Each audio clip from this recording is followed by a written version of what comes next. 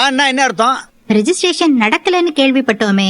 ஆமா சத்தி, ரெஜிஸ்ட்ரேஷன் நடக்கல. அது ஒரு சின்ன பிரச்சனை ஆயிடுச்சு. என்ன பிரச்சனை விஜய்? அது இங்க இருந்து போகும்போது சில டாக்குமெண்ட்ஸ் எல்லாம் எடுக்காம போயிட்டோம்.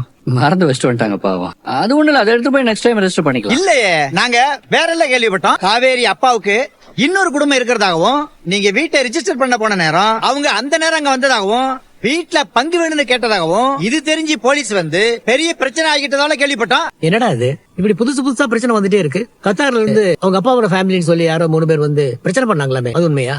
ஆமா தாத்தா, நாங்க யாருமே அதை எதிர்பார்க்க. காவேரி ஃபேமிலியில எல்லாருமே ரொம்ப உடைஞ்சு போயிருக்காங்க. திடீர்னு வந்து நின்று அவங்க பிரச்சனை பண்ணிட்டாங்க. அதனாலதான் இப்போதைக்கு ரெஜிஸ்ட்ரேஷன் பண்ண முடியல.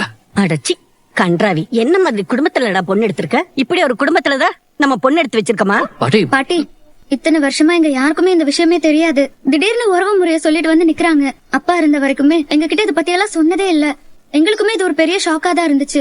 உங்களுக்கு இந்த விஷயம் தெரியலங்கறதா ஷாக்கா இருக்கு. ஆனா எங்களுக்கு இப்படி ஒரு ஃபேமிலியில போய் விஜய் மாட்டிக்கிட்டானுங்கறதா ஷாக்கா இருக்கு. சும்மா சொல்ல கூடாது விஜய். அந்த குடும்பம் தினமும் ஏதாவது பிரச்சனையோட வந்து உங்களை என்டர்டைன் பண்ணிட்டே இருக்காங்களே தம்பி. தினமும் ஒரு டிராமா, ஒரு சண்டைன்னு உங்களை பிஸியாவே வச்சிருக்காங்களே. கரெக்டா சொன்னீங்க.